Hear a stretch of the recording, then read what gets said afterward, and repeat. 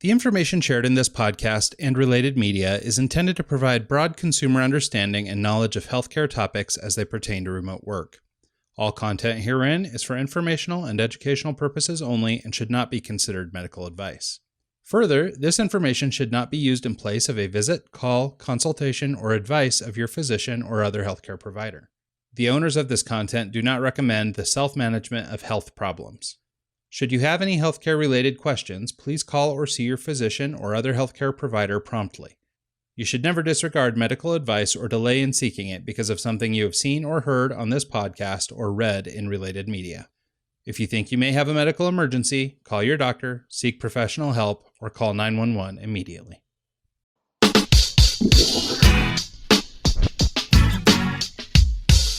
Now there's all kinds of different people in this world. There's only one pie. Hey everyone, and welcome to the Team Made Apart podcast Mental Health Series. I'm your host, Ryan Rogar. The purpose of this series is to destigmatize the mental health issues commonly found in the remote work community. We have partnered with doctors, therapists, counselors, and other mental health professionals for a series of in-depth discussions on a broad range of topics, ranging from isolation and depression to crafting meaningful relationships with others, and maybe more importantly, with ourselves. Our guest experts will share their insights in order to arm teams and leaders with the tools they need to thrive now and in the future. Mental health has always been a relevant issue for remote workers, freelancers, and distributed teams. But in today's climate, the subject is becoming more and more pertinent each and every day. I look forward to sharing this valuable information with you, and please join the conversation online, on the socials, or wherever the audience most suited to hear it can get involved. Before we get started, as always, today's show is brought to you by TeamMadeApart.com. Team Made Apart features articles, tools, and resources designed to teach remote workers and those who hire them how to work better together. A community for owners, managers, leaders, freelancers, contractors, and all variety of remote worker, Team Made Apart is also a terrific resource for companies interested in implementing remote work policies in otherwise co-located environments, or for those planning to build fully distributed organizations from the jump. Listeners of this podcast have an exciting opportunity to get involved in the remote work revolution. In light of current events related to the coronavirus pandemic and a sudden worldwide shift to remote work, we're offering a free remote work best practices guide for leaders who find themselves struggling to create a remote work policy in a pinch. Now, and for the duration of the crisis, visit teammadeapart.com/crisis to not only download your free Team Made Apart Remote Policy Primer, how to write remote work policies that don't suck, but to find other tools and resources to help you weather the storm. Great working relationships make for great remote work experiences, and with this free guide, you'll be better equipped to do your part in creating and maintaining a happy and sustainable remote life. Once again, to take advantage of this collection of useful resources, please visit teammadeapart.com/crisis, that is teammadeapart.com/crisis, to download your free Best Practices Guide. Today's special guest is Dr. Ronaye Calvert-Conley. Ronaye is the Executive Director of Live Treatment, a concierge one-on-one mental health treatment program based in Los Angeles, California. She earned her doctorate in clinical psychology from the California School of Professional Psychology and has had extensive experience working in the addiction recovery field, disordered eating programs, and the LGBTQ+ community.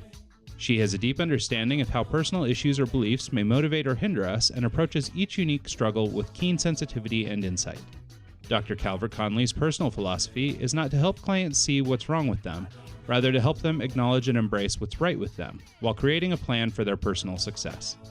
Here to discuss staying connected when working apart, technology's role, for good or for bad, in our inter- and intrapersonal relationships, setting boundaries to avoid burnout, and so much more, please join me in welcoming my guest, Dr. Ronaye Calvert-Conley. Hey Ronaye, how are you? Welcome to the show. I'm so glad to have you here. So glad to be here, Ryan. Thank you for having me. Yeah, I'm really looking forward to this conversation. We had the pleasure of having a little pre-recorded call prior to our get-together here, so I feel like I know you, like we're old buddies, and so I'm really anxious to share the story and let people hear what you're up to. So maybe we start there. Let's talk a little bit about who you are, where you're from, and what it is you do. Awesome. Okay. Who I am, my goodness. Who I am is a clinician who finds myself as of several years ago kind of branching out of the confines of an office due to what I found to be changing times even as of a decade ago. I began as a therapist with trauma, as a trauma specialist as my focus, which led me to eating disorder clinics, substance abuse clinics for sure, and, just psychiatric, dual diagnosis in general. I love that we say dual diagnosis, by the way. There really isn't a single diagnosis that I've ever heard of that doesn't have some sort of a dual property to it. But since we throw that word around so much, basically meaning that there's a mood disorder accompanied by something else. So a mood disorder accompanied by substance abuse, or a mood disorder accompanied by an eating disorder, some way in which that mood disorder manifests itself, is basically dual diagnosis. So I found my way much over a decade ago in this world where I was quickly promoted to clinical director and then executive director of some pretty prominently known facilities across the nation. And I was very, very proud, and still am, of the work that we did there. It was back in the days of insurance being wonderful, and 30, 60, 90 days of treatment and beyond were not a question. It was the minimum that was provided to people. Nevertheless, while being very proud of mostly the work that my clients put in there and the legitimacy of the work that we did, I always found myself really in a conundrum when they went to discharge. And to the best of our ability, what we knew, even with the best resources available, we would place people in a living situation and in a step-down program, whether it be outpatient or what we call partial hospitalization programming. And it just wasn't enough to continue the level of work that they had going on. So around that time, about 5 years after starting my career in that way, I really started to look at this loophole as a major problem standing in the way of people's long-term recovery. And oftentimes when I use the word recovery, people may think I mean sobriety. There are many people who are sober and who I would not consider recovered, and that may be a whole new podcast. But the whole idea is, recovery is a living, breathing process, right? So mental health and treatment is a living, breathing process. And that really caused me to develop live treatment. There are several facets of that. There's a young adult program of live treatment. There's live treatment in general, which deals with the adult population.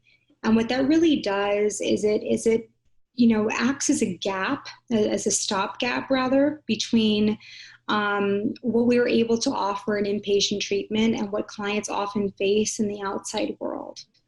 If you think of yourself as a client for a moment, you think of yourself within the confines of a community that you've built, that your clinician by name, the clients around you by name, everybody down to the housekeeper and the chef.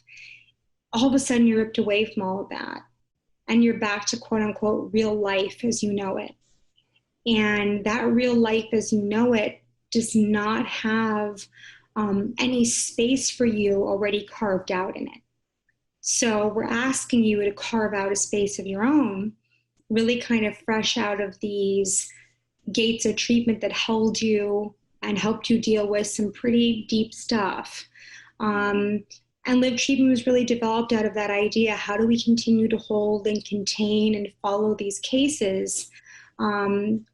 And of course, new cases that were referred that, had come from other treatment centers where, the standard model of, doing, so just so everyone understands who's listening, the outpatient model as well as the partial hospitalization model exists out of someone living on their own or in a sober living. And the partial hospitalization level can exist with offering treatment up to 4 to 5 hours a day, 3 days a week, sometimes more if you're lucky. Outpatient is about 2 to 3 hours, 3 times a week. So if you imagine yourself in a residential program where essentially your entire day is planned out for you from beginning to end, you're left with a heck of a lot of time on your hands to try to fill with purpose, to try to fill with what your life looks like now. And so Live was really developed as the kind of glue to try to hold all of that together and to try to say, hey, treatment isn't something that happens in a bubble. It's not something that happens inside the confines of walls. It's something that happens as you do live life. It's a living, breathing thing. And it continues alongside you on this journey where we expect you to continue to evolve as people. Yeah, no, I think that that's a really cool observation, actually, that, you know, and that you had the wherewithal to sort of notice that in the system and try to find a solution for it. You know, obviously we live in a time with technology and all these things that maybe help is more available now than it's ever been. But I still think we're trying to step over some of sort of the stigma of the past in terms of getting the help that we need. And then, you know, I imagine, and, you know, I don't have a lot of experience in this field, but, you know, as you step out of this facility where you are taken care of and sort of everything's planned for you, I mean, the world probably looks pretty scary. And I would imagine there's a high percentage of sort of relapse or people falling back because they're not maybe capable of getting set up. So I think that this is great. Yeah, there's kind of a loophole built in, and not to sound overly pessimistic about my field, but, you know, at the top down level, you know, when you don't set people up for long-term success, you kind of have to build into that model the idea that the only way that they're going to get the treatment that they need is to return to another, and hopefully yours, if we choose you, program again. That's become less and less feasible for people, but that's actually something that I'm happy about, to be honest. I don't want to see my clients only live and thrive inside the confines of walls. You know, I want to experience life. Of course. Yeah, and I think it's interesting too, or I mean, this sort of occurs to me as you're talking, is this idea of sort of a fluid treatment model. This, you know, I think for a lot of people, especially, I mean, just sort of speaking from my own experience, you know, as I've toyed with the idea of doing therapy and things like that.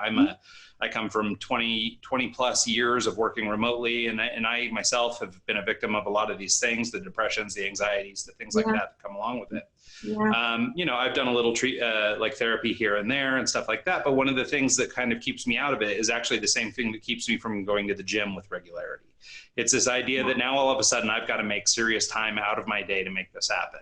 I already don't feel like I have enough time in my work day to get all my work done, but now somehow I have to whittle out, you know, 2 or 3 more hours to either see the therapist or go to spin class. You know, for me, it's kind of that. And so I think for a lot of people, just, I don't know, I don't want to call it laziness, but just out of prioritization, we have a really hard time prioritizing that. And so many of us have trouble prioritizing ourselves and our self-care anyway, that I think we've got many battles on many fronts, you know? I think self-care ultimately, you know, even for myself, just speaking as an entrepreneur and as an employer, self-care is going to come last in a lot of ways. When you have other people to take care of, it's kind of like doctor, heal thyself. You know, you have to take some of your own advice a lot of the time. That's really specifically why Live Treatment was created, and why more programs like this, I think, are going to continue to evolve, especially with this push toward treatment being something is seen as based on the individual and the need of the individual, and not something that is based on some predestined, preset program. I just don't think that's the future anymore. I don't think it's the future anymore to say you go in, and whether you're the type of person that needs, you know, art therapy and yoga and neurofeedback and EMDR and all these other therapies that I could throw at you, you may not be that guy. And why aren't we paying attention to who our client is? And why aren't we talking about, you know, now more than ever, people need to feel as though treatment, just like you equate it to working out or a gym, right? Because I sign up to go to a gym doesn't mean that I want a predestined workout, that no matter what I choose or how my body is hurting or what's going on, someone is going to be telling me 7 days a week, I need to be doing this, that, or the other thing. We need to be listening to our clients, and we need to be listening to them as individual people. One of the things I'm really proud of about our program in particular, but we're not the only ones that exist, is really that treatment plans are laid out with input from our clients. So it's, what do you need? What do you need? And let's evaluate this on an ongoing basis. What's working? What's not? What's helping you? Where do you really find benefit? Do we need to cut a little bit, more of this out? Do we need to add in a little more of that? And that's something really that can only be done when we're working, on a one-to-one basis. It's not a group model. And I'm really excited about kind of the direction in which things are going, because the group model really doesn't attend to a lot of those individual needs that people have, but either don't share in a group model, or the group model just isn't appropriate to deal with those individual issues.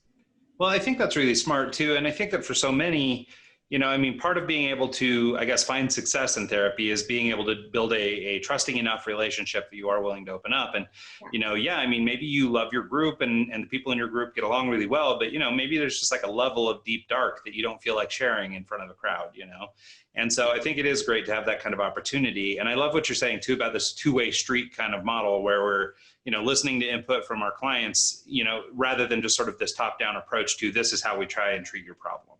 Because I think that for so many, and sort of like what I was trying to say with the gym metaphor was this idea that, I think when you have to go all the time, or when you think that you're signing up for a lifetime of therapy, it's, I don't know, it's a big commitment. It's hard for people to jump on and do. Where if they knew that they could just kind of dip in when they need you, dip out when they don't, and be able to sort of address their, I guess, mental well-being in sort of a fluid way that matches what's going on in their life or in their reality. I think that might open the door for more people to sort of just, I'm having a rough week, I need to talk to somebody. And then, next week I'm doing great, so I'm good to go. Yeah, I think it's a commitment more that's made to the self, which we talked about is the most difficult, right? It's easier, I think, to commit to something where it's preset for you and you just kind of show up to show up. That's not really the client I'm interested in working with. It's a living, breathing process, and I don't expect 1 week to be the same as the next. If someone wants to sign up with us, we expect to be part of the journey. And the journey can look very different from week to week, day to day, whatever the issues may be. But what we pride ourselves in is actually having the individual be part of their own treatment team and letting us know, this is really what I'm going through right now. This is really what I feel like I need more of right now. And, I think a lot of times, in the field in which I've worked, which is, like I explained to you before, dual diagnosis, more psychiatric, certainly trauma-based. I'm a trauma specialist by training, eating disorders, substance abuse. We can have an approach that's very much the doctor knows best. And that can be very devaluing to a person. And since I am a trauma specialist, you kind of find yourself at this crossroads of surrender, quote unquote, which is something that's used often in programs, right? I need you to surrender to the program. Okay, if you're one of 40 or one of 20, we need you to surrender because you being the outlier is a real problem. We can't have you having access to X, Y, and Z while the same person you share a room with has none of those same privileges. It can create a plethora of problems, which I can't even begin to, elaborate on right now. But when we're working with you as a person, all of these things pertain only to you. And so when it's about what's working or what's not, what needs to be tweaked or what you need more of, it's really, you are part of the team. And to me, that's about relationship. That's about relationship. And I think if there's anything I pride myself most on as a clinician, it's not just recognizing the need of getting out of the office and into the real world where problems exist that cannot be defined in a 50-minute session, where you can't even begin to imagine what someone's actually dealing with at home, because by the time that 15-minute hour is over, we've just scratched the surface. Yeah. But to really have that open dialogue of, we're going to be part of, to the extent that you'll allow us to be, what's going on. And not as your, many of our, clients are people who, our goal, and it's been very successful, is that no one would have any idea. If you and I, Ryan, were out to lunch right now, and I were the director of your program, no one would have any idea if you were sitting down to lunch with me or with a friend. Whether that was happening, of course, remotely, as it may be right now. But if we were even in person, there would be absolutely no way that anybody would know that. There would be no, we're very discreet about things, and it's so that we can be really a part of life as it evolves. Sure. It feels like you're working with real authentic people. Because that's ultimately how I believe human connection works. Yes, I'm a doctor, but I'm also a human being. Yeah, and I think that's great. Yeah, I first with being a human being. Yeah. Well, so you bring up relationships, and I want to spend a good chunk of our time together talking about that, but I wanted to just make one more comment about self-care and see if maybe you had some sort of actionable insight that people could do. Sure. So I think, not to toot our own horns, but I think we're right that we don't often take care of ourselves first. Yeah. I think that it's interesting about our culture, because it's one of the things that's beautiful about sort of our culture here in the States, but it's also, kind of to our own detriment, is this idea, especially as employers or managers, that it's our job to take care of others. And we, generally speaking, don't take care of ourselves first. Do you have any sorts of insights, or, if you were working with somebody who had a real problem with this, where they've maybe gone too far to the point that maybe it's negatively affecting their own life in how they are, so putting their personal needs, on the back burner to accommodate those they work for or work with. Do you have any thoughts about how one might sort of develop the skills needed to start becoming a little bit more self-empathetic? Yeah, I'll be very transparent with you. That was me. Not that long ago, honestly, I really had to sit down with some serious introspection and say, God, I'm doing what I love. I'm working with people who I'm inspired by. I am, I'm an entrepreneur. I take the clients I want to work with that I feel are motivated. I don't work with those or refer those out that are not appropriate fits. Why am I feeling the way that I'm feeling? And what I realized is I wasn't applying the same treatment goals or the same principles to any client that I would take under my wing as I would to myself.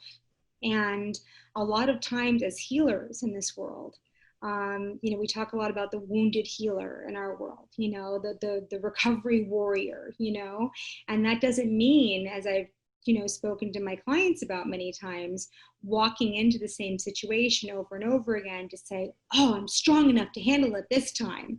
It's actually about knowing better to know the difference and protecting yourself from situations like that. And it can feel so good to be of service. It can feel so good to be taking care of those who you feel really need you, but you forget that you need you. That you actually have to be able to give it. And what I actually did for myself was write down a treatment plan as I would for a client. And I said, what would Ronaye need? What does Ronaye need more of? How does she spend her day?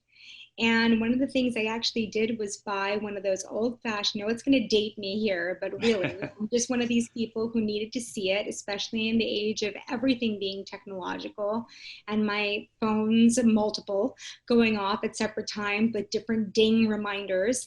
I actually bought myself a day calendar, kind of like the one I had when I was in college, where hour by hour planned my day. And I wrote it. I wrote it out. Like what did I have planned in a day? And what I actually recommend to any client of mine where you see these kind of overlaps where you don't have time to breathe, much less take a jog or a stretch or a cup of coffee or whatever else you might, you might be needing at that time. And so in actually planning out my day that way, I saw for myself, wow, no wonder you're feeling depleted. You're not taking your own advice. And so looking at this and planning my life out in the same way, and it was very, very challenging.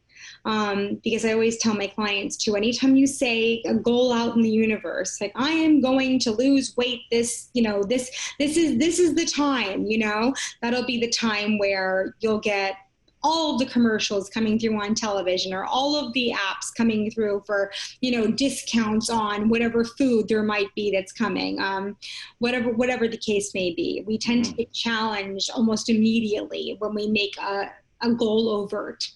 My goal was I was going to practice the same self-care that I was recommending to my clients that I practice, because I believe it is so very important authentically to practice what we preach. And during a time where I felt very needed, especially during a time where I felt, more people were in crisis than not, I didn't realize that actually could throw me, someone with decades of experience doing their own interpersonal work, leading teams of people. I'm a human being too. Yeah. And I realized when I felt totally depleted, wow, how many times have I actually stretched? Yeah. How many times have I actually been outdoors and seen what that looks like outside of my home office? How many times, so it really kind of gave me the time and the space to say, to write out my own treatment plan and to say Ronaye is going to have X number of hours in her day where she attends to self-care. And I'll tell you, that is the greatest challenge, because the minute you write that down, that's where you have, appointments that want to fill that exact space, people who need you at that exact time. And you want to be able to be flexible with that, because it's a flexible world, but you also don't want to give it up completely. In the same way as I would tell a client that self-care, if it takes up a certain gap in your day, if you have the hours of 3 to 4, let's say, filled in for you, that's an appointment. That's an appointment that you keep. No, well, and I think that's so important, right? That idea of keeping the appointment with yourself. Yes. Because it is pretty easy to blow yourself off. Again, back to this idea of being a little bit paternal and trying to take care of those around us. Absolutely. For whatever reason, my booking with myself is less valuable than my booking with you, for example. Right. And so it's kind of an interesting thing, because it does, I think on its face, feel a little bit selfish. And so a lot of us kind of steer away from that, because our whole lives we've been told, oh, don't be selfish, blah, blah, blah. But ultimately it's okay. Now maybe it's got to be done just like everything in life with a little balance. You don't have to be all you all the time. Maybe there can be some room for flexibility in there, like you said. But I think that, that it's critical to do that. A couple comments. One thing I wanted to say is that I wonder too how much of this, and just as a general exploration, and maybe you can tell me from your experience, some of this feels a little bit generational. I just turned 40, and so I've got different sensibilities than like my grandfather's generation and stuff like that. But I still come from kind of a boys don't cry world, from a work hard, grit, all this kind of stuff, right? Kind of kill yourself for the cause kind of thing. Yeah. And I don't know for sure. As a although I think I'm technically on the cusp of millennial, I'm not millennial, or at least I don't behave in the way that we stereotype millennials. And so, so I wonder though, but in the life that they're growing up in, if the sensibilities have shifted a little bit. And so I wonder if it's a little easier to be, I guess, open to self-care as a young person, because maybe it's more cultural, just like we're seeing an increase in the availability of mental health assistance in work and places like that, as stigma is starting to, come down, and walls are starting to come down, barriers are going away. I wonder for these younger people, next generation down, maybe they, are a little better at this self-care thing than the older people are. I wish that were true. Oh, well, good. I really wish that were true. I can only speak as, a natural citizen of America. I grew up here. I certainly have a multicultural background. But growing up here in the United States, it's whether we attribute it to, looking out for one another from a community basis, and that's kind of like the way that we were raised, or whether we look at it more as like the American dream, like, are you kidding me? You're going to walk away from a paying appointment to go and take a walk? What the heck is the matter with you? And the latter, I think, is more of what I deal with when I'm consulting with more of my clientele who are, interested in more of that, provider mentality, like you're talking about, like growing up as a male in your generation. It's like, are you really, you're gonna go stretch right now? Do you know there's a potential call that's coming in that could make you X number of dollars, and you're gonna go stretch right now, or walk, or call a friend, or whatever the case may be. What we actually know, though, and it's actually come up from, in research, and I don't have the research to quote you right now, but I promise you I can come up with it, is the idea that those individuals that actually do take the time to nurture that side of themselves, or those multi-sides of themselves, they are more productive. It's actually true. They're more productive when they take that call. They need to take that, or that call equals X number of dollars. They will do better on that call than if they would when they were burnt out and doing it with one eye open and kind of like, oh my God, I'm on my last leg, Mm-hmm. With our millennials, I think I might fall under the cusp of that. I'm not sure. I'm kind of pushing it. I hear the definition move all over the place, so I use it when it suits me, but that's about it. Someone told me recently that I am one, and I had a real problem with that. And I think it's because, honestly, of the way in which we see millennials, right? We see, that terminology kind of comes with this, hand in the device, not really paying attention to the world around them kind of idea. I don't know if it's the sensitivity of the work that I do or the authenticity with the way that I do it, but my clients actually tend to be very, very worried about the world around them and about the impact they have on the world around them, whether they're musicians or artists or people who just feel the need to do something in a situation where they feel like so much is happening in which they feel powerless. Mm-hmm. And it's equally as important to remind them that while they have these, while they may have the muscles and the brain energy to go on for days and days, whether it's, impacted by Red Bull and caffeine or not, they also need to take care of themselves. And it's not really something that comes naturally. We don't really realize at a younger age that we can burn out, or even that we're giving from a place that we don't have to give from. Like, I'm in recovery, let's just say I'm 21, I'm in recovery myself. My friend calls me, she's really in despair. She's really going through a traumatic experience. And rather than, understanding what my resources really were to give, I will take that quote unquote project on completely by myself, and then wonder why it was such a blunder, and I think they really just don't know. A lot of clients of any age just don't know what to do when they're trying to be of service, when they're trying to prioritize another individual. But when they really, I hate the word shouldn't because it makes it sound shaming, but there's a role for everyone, and getting someone to the right professional and, getting their needs met, and then backing away a little bit so that they can make those decisions on their own, are sometimes some of the most impactful things that we can do. Taking it on ourselves, whatever our age may be. I tend to watch a lot of my younger clients want to play therapist, want to play recovery center, want to play life coach. And it feels good in the moment that it's working and that person hangs up the phone going, oh my God, Brian, I'm so happy I talked to you. Everything makes so much sense now. And then they call back 2 days later and their life is a wreck. And my client's going, oh my God, I don't know what to do. I gave all my best advice, like, but that's not, that those are our limitations. And there's only so much that we can or should be doing.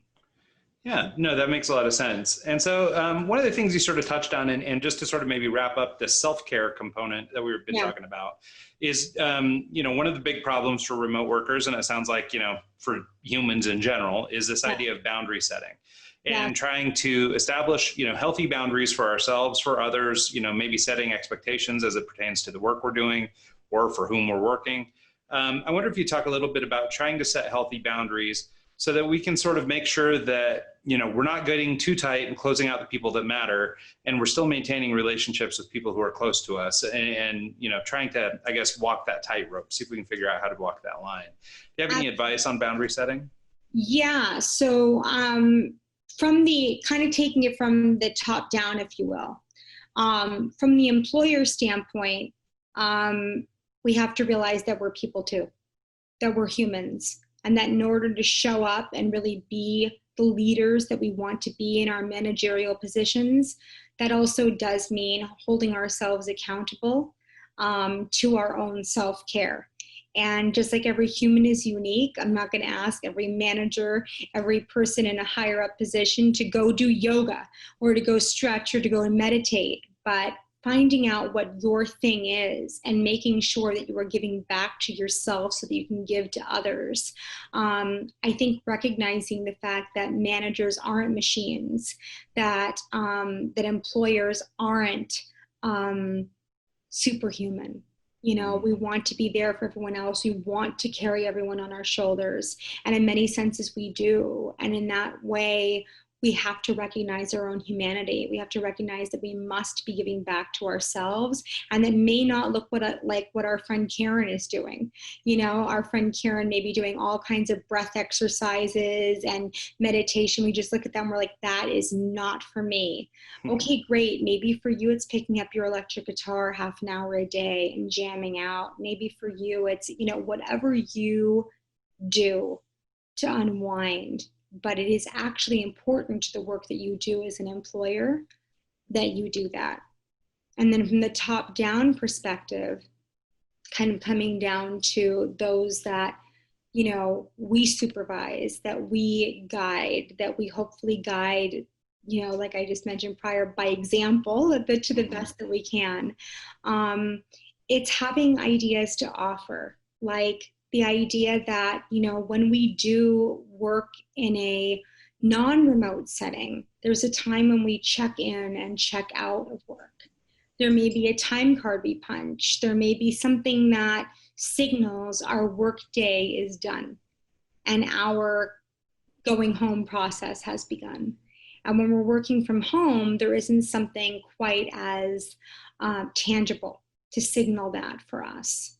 Maybe it's having literally a practice of a shutdown, like a 10-minute kind of, I'm closing down work. This is the end of my workday, and I'm now going to be part of my home life. Easier said than done, I know, but necessary nonetheless. It could be, to the extent possible, having whatever ritual that one develops. And again, this is very person specific, what that home office space looks like, what a ritual might be. I'm big on tradition and ritual because it cognitively defines, it really kind of sets a neural pathway differentiation between I'm at work versus I'm at home. Yeah. And, those kinds of things are very important because it signals to the brain, which, the brain stem controls the rest of our body, this idea of we just feel our body exhale. Mm-hmm. And it should feel different to come off the clock than to be on the clock. Yeah. And it's not saying that even being on the clock has to be a difficult feeling. It doesn't mean it needs to be tense. It just needs to mean, it just means that we are on. And I think everyone that really wants to be a part of their job productively is quote unquote on when they're on. Yeah. And what does off look like to you? And so for employers, as well as employees, for managerial staff, as well as those that they are managing, from a top-down process, there really kind of needs to be that idea of what does shutting down look like to you? And if it hasn't been established as part of a company practice, like let's say you have a company practice where your phone is on 24 hours a day, 7 days a week. Certainly I know in the treatment world, there are staff members that have 24 hours a day, 7 days a week calls coming in. And one of the ways in which to control that I've consulted on is having a rolling call system, where if the first person doesn't answer, then the second person does, or the third person does. So no call goes unrecognized, but that no one person feels like they are consistently and constantly responsible for the productivity of their company. And certainly if they're calling for help, right? In any of our jobs, we don't ever want to be the person to say, oh my God, I let a call slip. And especially in today's times, how could I have let that happen? Having those fallback plans where we are really acting as a team and making sure that that's an understanding that we want to actually be there to support one another. That just as, Suzanne might need 5 minutes to herself, so might Jason, so might Sherry, so might Josh. It's really important that we have this community where we come together and we understand that when everything is kind of on our shoulders, how do we share and disperse the responsibility to allow for a certain amount of self-care? If we don't create it, it won't exist. Yeah, no, well, and I love the idea of sort of putting some of that on the company culture. I'm a big believer in sort of our own self-reliance and, to the extent that we need to be responsible for some of how we feel. And it's not always our employer's job 100% to make sure that we're mentally right. I like their support and I like them being involved in that decision. But I think that at the same time, we need to be accountable to ourselves. And but I love the idea of sort of company culture stepping in. And one example of this, or one way I've seen people do that or deal with this, as it pertains to this, steady flow of communication, and maybe it's not as critical for your run-of-the-mill tech company as it is for, a therapist to be available. Mm-hmm. But I've heard of people establishing guidelines around communication, for example. So if you receive an email, you have 24 hours to respond. If you get a, text message or a Slack, you've got an hour. If you've got get an SMS, I need it in 10 minutes. And if I get a phone call, I need you to answer the phone. Right. But by setting this cadence up, it allows you to sort of check out, right? Like we don't send emails after 6 p.m. So just get back to me by tomorrow, but if it's urgent and I need you, I can still get you, but hopefully those are few and far between, not daily emergencies. That's right. So, but I do love that idea of sort of building it into the company culture. Exactly. So moving forward, I wanted to talk a little bit about, one of the things obviously that happens in remote work, I talk about this to a great extent and people are probably tired of hearing about it, but I sort of think that, for me, even though remote work is sort of built on the back of great technology and connectivity and all these great things that we have nowadays, so much of our remote work success is based on the relationships we form with other people, that kind Absolutely. of thing. I think it's really easy, especially in sort of these post-COVID times. You've got sort of two classes of people, let's say, for sake of argument. You've got your group of people who were either working remotely prior or at least had interest in working remote. Most of them will do a little bit of research. They'll build up some skills so they could get a job, that kind of thing. They'll do a little reading. They will see or recognize that some of the pitfalls common to remote work are things like, isolation and feeling, some depressed feelings or whatever. Right. And, so I guess they somewhat fortify themselves for that, right? They recognize, okay, this could be a potential outcome of me working by myself all the time. Right. Now, during COVID, we've got this whole new class of people who, maybe they were interested in remote work, but maybe they weren't. Maybe they really liked their home, their, office. They liked going in and seeing everybody. They like having a place to go.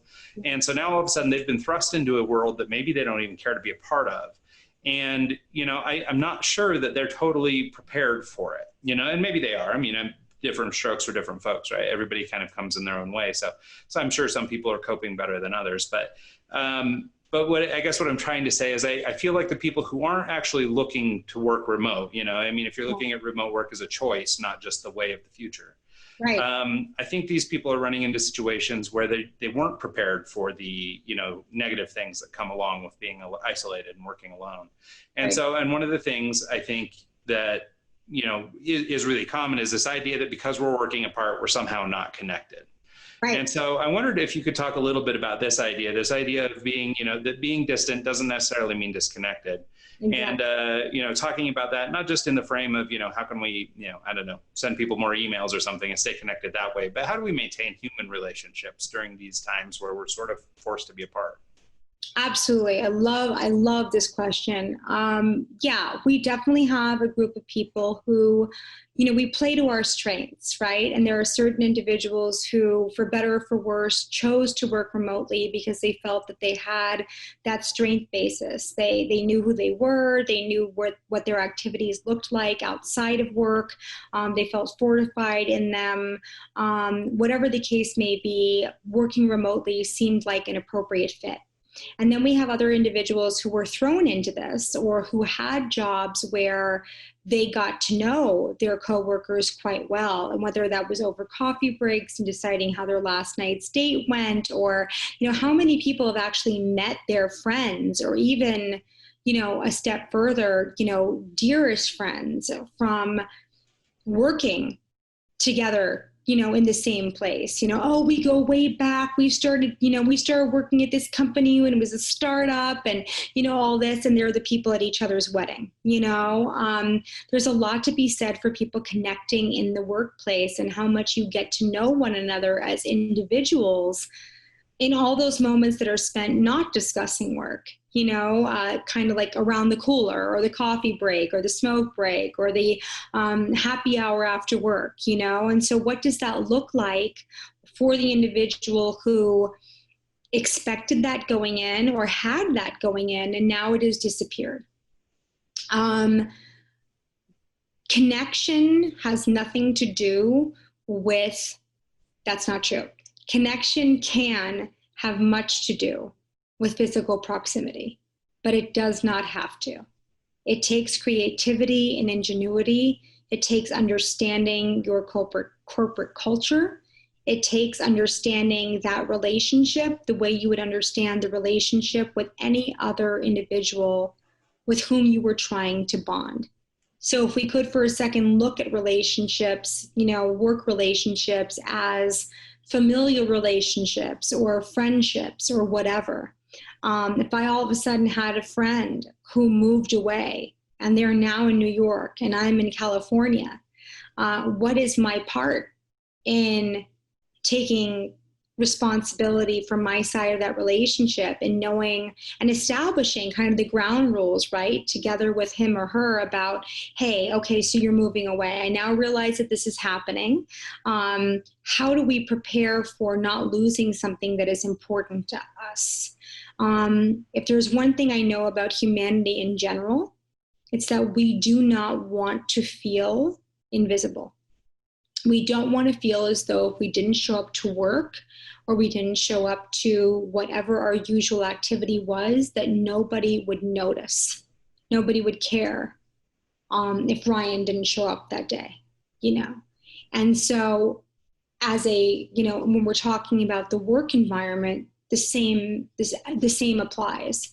What do those relationships look like? So for some companies I've consulted for, they know their company culture very well. And they'll say, we have a local, coffee clutch that we want to, a local coffee shop that we really want to support. And we are going to send coffee to X number of coworkers on this day, and they're going to Zoom with each other. And without their, supervisors or anything else, they're just going to, shoot the stuff, they're going to talk about how they're doing. They're going to talk about their lives. They're going to catch up, and it seems like what a waste of time to do this during work hours. But if you realize that this is actually what they were doing within their workplace normally, then you realize that what you're really doing is giving them back what helped normalize, not only normalize, but what made that work day that much more productive. That time to breathe out, talking to the people who they would talk to around having a cup of coffee, and then get back to work. And so the more we can kind of tap into our company culture, the more we can reevaluate and understand. And I look at things like this. I look at, beyond just COVID or anything that's happening right now that kind of forces us to think next step. This is where things were going anyway. We were trending in this direction. So if we look at that, and then we look at the importance of human connection, we realize that connection in relationship to productivity is everything. If you don't feel connected to the company you work for, if you don't feel the company that you work for is connected to you, once again, kind of going back to that statement, if I didn't show up, no one would notice. How are you making sure that the people who work for you, the people who you want to remain loyal to you and giving their best to you and really feeling like, the loyalty to keep putting in for your goals as a company, which are then their goals as a company, how do you keep that feeling like a team? How do you keep them feeling like we're all working toward the same goal? It's not, hey, you employee, we're watching, make sure you're doing the right, make sure you're doing all that work that we think you're doing from home. It's, hey, you employee, we see you. We value you.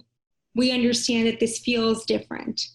Our company culture used to include, honoring someone's birthday. Our company culture used to include honoring someone's 1-year anniversary. Our company culture used to include X, Y, and Z. And yeah, there's town hall meetings and all those things to assess productivity. That's a whole separate issue. The issue of keeping connected as human beings, ultimately a workplace, wherever it is, right? I could be working for, a Fortune 500 company right now. My workplace may be my home office, but my actual workplace is that Fortune 500 company. So how do I feel part of that Fortune 500 company working remotely? Yeah. Well, and it's interesting. There's a ton of things we could unpack in there, obviously, but one of the things that I think, and it's kind of interesting to me how it's sort of been a recurring theme throughout this conversation, even as we jump topic to topic to topic, is this idea of, sort of setting intentions. So first of all, understanding what it is we want out of things. I think, and maybe this is just my perception, but it seems like there's sort of a, cultural attitude or sort of a global attitude that things should sort of come to us a little bit, that we should maybe, we have some kind of magnetism and things should come to us instead of us really having to go out and get them. Yeah. And so as it pertains to keeping up relationships and things like that with your coworkers who are also, working from home or who have been furloughed or whatever, everybody, of course, we all have our own problems individually. Yeah. But I think that by being intentional about wanting to maintain these relationships and trying to keep them together, and maybe it goes back a little bit to my comment about this idea, how much is the employer's duty versus how much is our own, right? And right. The employer can facilitate some of this. Like you mentioned, the idea of these Zoom coffee breaks, and I've seen things like that. They'll do, they'll send a little swag bag to everybody and do not open until this certain time, and then everyone opens it together on Zoom or whatever. And sure. I've seen things like that, right? So, that is a corporation trying to facilitate that through their culture. But right. On the other side of that too, these are your relationships. These are the relationships you have with your coworkers, and if they're important to you, you should want to keep them going. And so outside of work or inside, either way, however it's best facilitated, this idea of being intentional about maintaining these relationships. And the other theme that I think we've sort of run into is this idea of effort. Putting forth effort for these things, because one of the things that happens in remote work, just by its very nature, you typically have to work a little harder for some things. You have to over communicate. You have to, it takes a little longer to write your message out or send your IM than it does to just lean over the counter and talk to somebody. It's just or for those of us who are not, millennials, so to speak, who may be, older than you or I, how to use Zoom. How to use these, other ways that can, all of a sudden you're asking me to connect. I got to use this new program. I have to learn all this new software. I think you're absolutely right. The idea of intention behind things, yes, it's a top-down process in terms of employers inviting that, facilitating that to the degree that they're capable, but ultimately employees, staff, members of the team understanding that it is a revolving door. If you're feeling disconnected, you have a role in the disconnection.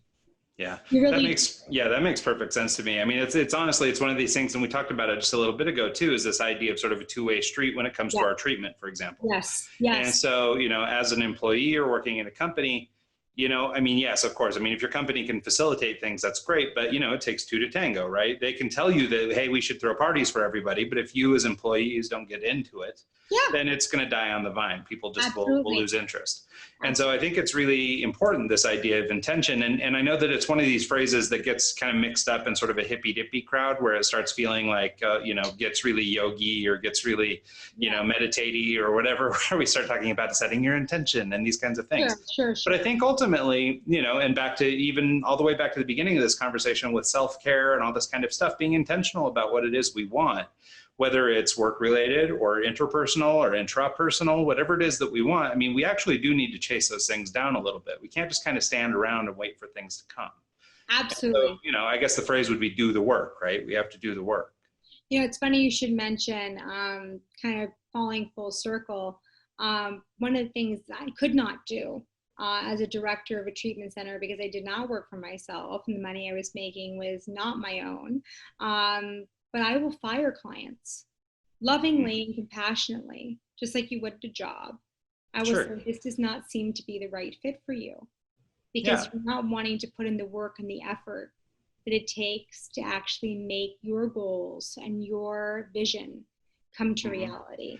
Well, and it's true in this situation, we're going to meet you where you're at, but understanding that the level of effort you put in is reflective, really, ultimately, always of what you get out.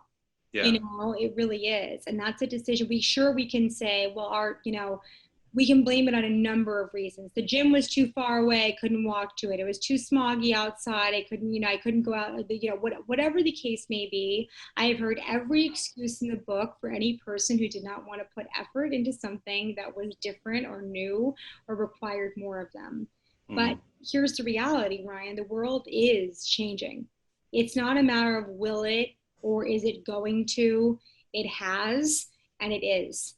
So it's a matter of how willing are we to make our best life out of the new world in which we are currently living, because it's never going to revert back to what it was before.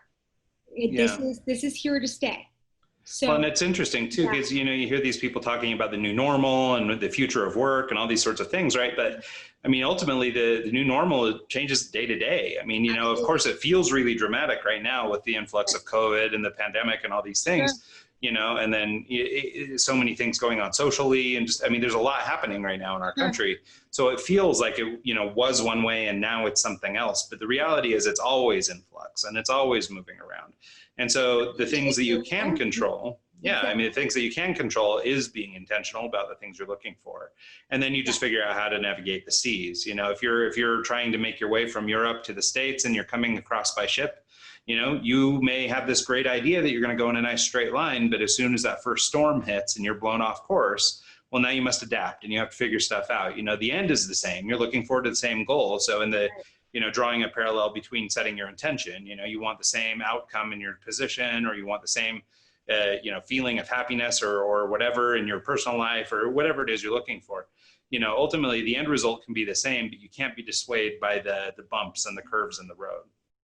This time that we're in right now, and like you said, we're always in flux, but this time especially, where so many of us are in shock from that company culture, that job, that school environment. Even let's talk about millennials who are no longer going to school actually on a campus, but instead are doing it online. This is either going to be a time where we slip further and further away from ourselves, our intentions, our goals, where we slip further into things like depression, isolation, or anxiety, or this is going to be a time where we actually become our best selves in whatever capacity, whatever that means to us, in whatever capacity we choose to fulfill that. This is a time and a place that, for at least at this moment, as far as I can see it, that is the positive you draw from this. If there's one silver lining from all of this is, what do you want your future to look like? Because you've never had more of a glimpse into the future than you do right now. And what are you going to do about it? Yeah, no, I love that. I think that's a really great thing. And you don't hear too many people talking about the opportunity of right now. Right. Because I think so many of us, like you mentioned, are still in shock or trying to figure out what's next, right? Or maybe our immediate need, we've been furloughed and now we have to find work, or, Absolutely. a lot of people are suffering right now. So I understand that it might be difficult to find that silver lining. For sure. I do think you're right that, this is also an opportunity. Like, when have you ever had so much time? I mean, if you're working from home, for example, and if the statistics are to be believed as it pertains to remote work, remote workers are supposedly notoriously more productive than their office-based counterparts, Right. Generally speaking, because they don't have the, the distractions of the water cooler and things like this, right? So they're able to be very productive. So as a result, you may be able to get your 8-hour day done in a lot less time now if you are really focused and intentional on your work, meaning you've opened up a number of hours in your day that you could spend on yourself, that you could spend working on self-improvement or finding the new way or looking for new opportunity or, whatever it is. And so I think, that idea of setting intention and being mindful about what's going on and understanding that we can't control the spread of COVID, but we can control how we react to it. Absolutely. And I think that is so much of what, will get people through this time and allow people to not only, to sort of weather the storm, but also to thrive during it. Yeah, exactly. Like you said, the things you can control. What part of this are you accountable for? And how can you make this time period count? There are certain things like this that are going to happen, whether we like them or not.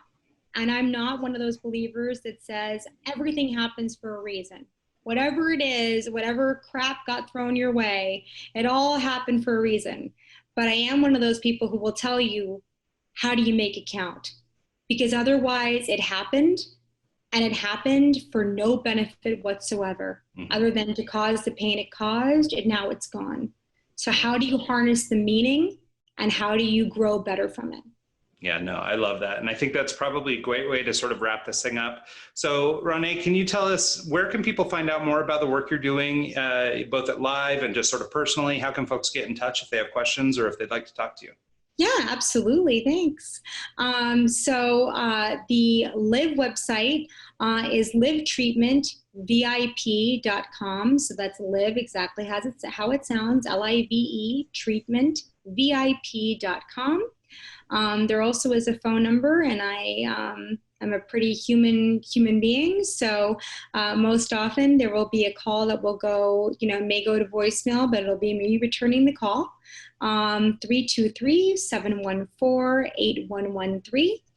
Otherwise, you can reach me online at Dr. Calvert on Instagram or live_treatment.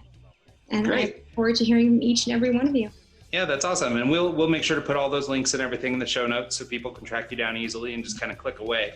But yeah, so thank you so much, Ronaye. This has been a really great conversation. It's really fun to get the perspectives of different people from different aspects of mental health and, people with different levels of expertise in different categories. And so I think we covered a lot of great ground, and I'm really grateful for your time. Thank you. I'm so grateful for you, Ryan, all the amazing work that you're doing. Thank you so much. Thanks so much. And thanks so much to everybody who tuned in this week and every week. And we'll see you all next time.